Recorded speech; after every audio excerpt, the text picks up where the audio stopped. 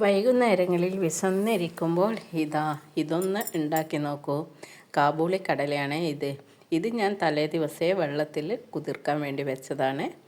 ഇനി നിങ്ങൾക്ക് രാവിലെ കുതിർക്കാൻ വെച്ചിട്ട് വൈകിട്ട് ഇത് ഉണ്ടാക്കാം.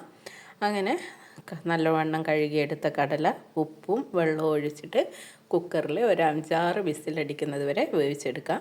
പൊട്ടിപ്പോവാതെ ശ്രദ്ധിക്കണം. അപ്പോൾ പിന്നെ ഇനിയൊരു ചീനച്ചട്ടി വെച്ച് കൊടുക്കുക. അതിലേക്ക് വെളിച്ചെണ്ണയാണ് ഒഴിച്ച് കൊടുക്കുന്നത്. ഓയിലൊക്കെ ഒഴിച്ചാൽ ഇതിന് അത്ര കണ്ട് ടേസ്റ്റ് ഉണ്ടാകില്ല. പിന്നെ വേണ്ടത് വറ്റൽമുളകാണ്. 3 വറ്റൽമുളകാണ് ഞാനിതിലേക്ക് ഇട്ടത്. നിങ്ങളുടെ എരിവനുസരിച്ചിട്ട് ക്രഷ്ഡ് ചില്ലി കൂടെ ഇതിൻ്റെ കൂടെ ചേർക്കാവുന്നതാണ്. തേങ്ങ വറക്കുമ്പോൾ തന്നെ ക്രഷ്ഡ് ചില്ലി ഇട്ട് കൊടുക്കുക. തേങ്ങ ഈ 1 കപ്പ് തേങ്ങയാണ് ഞാൻ എടുത്തത്. അത് ഈ ഒരു കളറാകുന്നത് വരെ ഒന്ന് മൂപ്പിച്ചെടുക്കാം. ഒരുപാട് അങ്ങോട്ട് കളറ് മാറിപ്പോവാതെ ശ്രദ്ധിക്കണം. അതിന് ശേഷം വെന്ത കടല നമുക്ക് ഇതിലേക്ക് കോരിയിടാം. ഒരു തുണ്ട് കറിവേപ്പിലയും കൂടിയും ചേർത്തിട്ട് എല്ലാം കൂടി ഒന്ന് നന്നായിട്ട് യോജിപ്പിച്ചെടുക്കാം.